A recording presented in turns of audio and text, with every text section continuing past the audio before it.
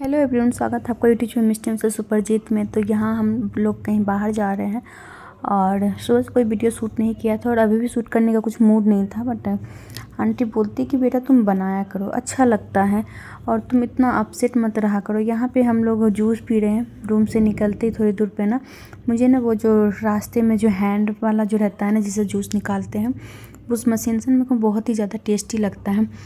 यहाँ मैं अपना फेस दिखा रही हूँ कि मेरा फेस देखिए आप लोग, कितना सूजा हुआ लग रहा है और कितनी खूबसूरत लग रही हूँ। क्या करें, कभी कभी ज़िंदगी में कुछ ऐसी चीज़ें हो जाती है ना।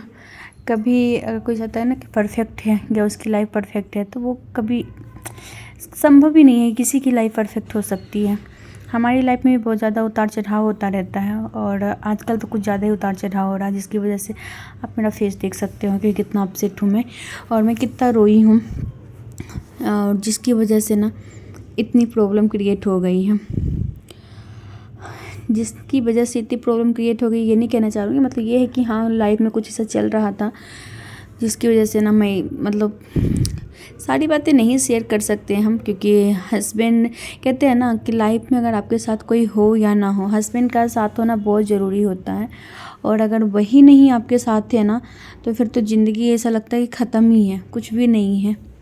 सुबह से कोई ब्लॉग नहीं शूट किए थे क्योंकि मेरा फेस कुछ ज़्यादा स्ट्रेस हो जाता है, ज़्यादा सुंदर लग रहे थे, नज़र लग जाती। कुछ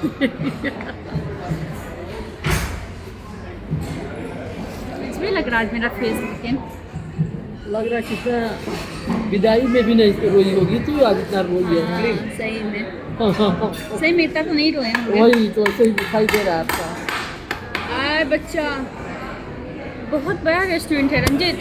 तो यहाँ पे आंटी जो बोल रही थी ना, आंटी क्या है ना, वो मेरा फेस देख के ना समझ जाती है कि मैं अपसेट हूँ, हैप्पी हूँ या कुछ, मतलब जो भी चल रहा होता है ना, उनको ना मतलब इतनी ज़्यादा अटैचमेंट हो गई है उनसे और उनको भी मुझसे, जिससे ना मतलब हम दोनों को एक मतलब थोड़ा सा फीलिंग वो हो जाता है कि मतलब उनको समझ में आ जाती।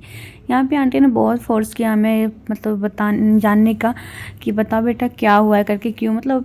बट हमने आंटी से ये बोला कि आंटी बस ऐसा लग रहा है ना कि ज़िंदगी से ना थक गई हूँ, मतलब अब जीने का ही इच्छा नहीं करता है। और बस क्या बोलूँ, सबकी लाइफ में थोड़ा बहुत ऊपर नीचे होता ही रहता है। और ऐसी कुछ बात हो गई जो कि बहुत बड़ी बात नहीं थी, लेकिन कहते हैं ना एक तिल से भी तार को बनाया जा सकता है, तो वही कुछ हुआ है मेरे साथ। टेम्पल आना तो आज टेम्पल आना है, बहुत ही फेमस टेम्पल है।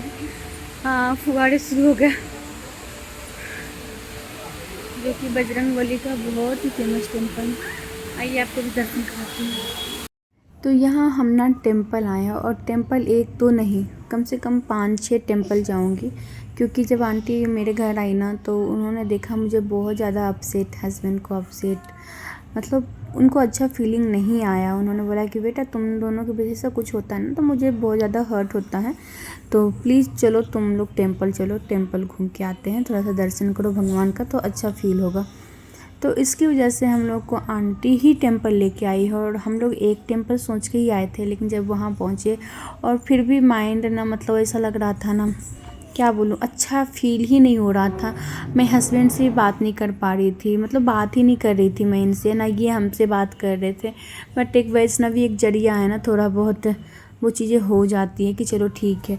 लेकिन अच्छा फिर मैं ब्लॉग में कुछ ज़्यादा कुछ बोल ही नहीं रही हूँ बस, और मैं ज़्यादा तो कुछ शूट भी नहीं कर रही हूँ, बस छोटा छोटा जो भी क्लिप लग रहा ना, जब जहाँ लगता था कि ले लूँ तो ले लेती थी, बस वैसे ही। और कुछ भी कहीं कुछ नहीं बोल रही हूँ, इसलिए मुझे वॉइस ओवर देना पड़ रहा है ऊपर से। और बस यहाँ पे वैष्णवी को पापा देख रेख कर रहे हैं। और क्या बोलूँ, मैं को ना ब्लॉग शूट करते टाइम भी ऐसा ना, मेरा मतलब रोना, मुझे वैसा फ़ील होता है कि मेरा रोना, मेरा फीलिंग मतलब कोई नहीं समझता है क्या। मतलब मैं ऐसी हो गई हूँ दुनिया में कि मतलब मेरे कोई भी अपने नहीं है, कोई भी नहीं, ऐसा फ़ील होने लग गया है, क्या बताऊँ। और मेरे रोने से मेरे हस्बैंड को बहुत प्रॉब्लम होती है। आज मैं आपको एक सच्चाई बता दूं कि इनको इतनी प्रॉब्लम होती है मेरे रोने से कि मतलब वो बोलते हैं कि तुम रोई तो क्यों रोई, मुझे नहीं समझ में आया। और जिसकी वजह से ना ये सीन क्रिएट करने वाले कोई और नहीं, मेरे पतिदेव भी थे, कि उन्होंने इतना बड़ा सीन क्रिएट कर दिया। मेरे रोने से उनको इतनी प्रॉब्लम हो गई कि तुम ठीक है वीडियो बनाती हो, हमने कभी मना नहीं किया, लेकिन तुम रोई क्यों। तुम हर वीडियो में मतलब रोती हो, मुझे अच्छा नहीं लगता है। तो मैं यहाँ पे बोली मैं जानबूझ के तो नहीं रोती हूँ, मुझे जहाँ जैसा फील हो जाता है मेरे को आ जाती है रोना, कहाँ से कंट्रोल करूँ। तो इनको पसंद ही नहीं है कि मतलब मैं रोऊँ या कुछ, इस वजह से ना बात कुछ भी नहीं थी और छोटी सी बात से ना इतनी बड़ी बात हो गई, इतनी बड़ी बात हो गई ना कि मतलब समझो कि महाभारत ही हो गया। अब क्या बोलूँ मैं, बहुत ज़्यादा बुरा लगा, बहुत ज़्यादा हर्ट हुई। इस वजह से मैं हस्बैंड से बात ही नहीं कर रही थी, सही बताऊँ तो। एक दिन तो पूरा ही मतलब ऐसा ही निकला है मेरा, और मेरा तो रो रो के ही पूरा हाल था।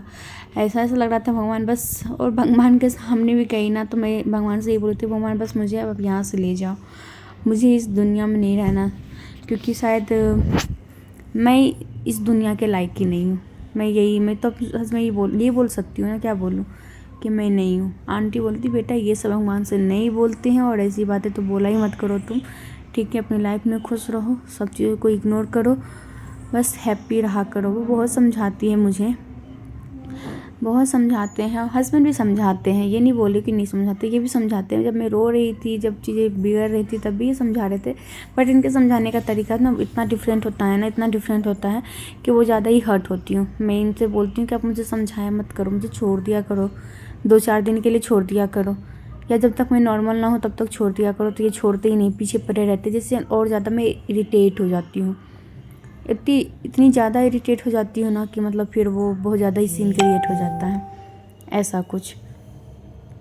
लाइफ में अब बहुत ऐसी बातें हैं ना, मतलब बस क्या शेयर करूँ, कितनी शेयर करूँ, कुछ समझ में नहीं आती है। बट ऐसा हाँ क्योंकि कोई भी नहीं है जिसको ना अपनी बात शेयर कर सकूँ, बता सकूँ, कह सकूँ, अपना मन हल्का कर सकूँ, कोई भी नहीं है।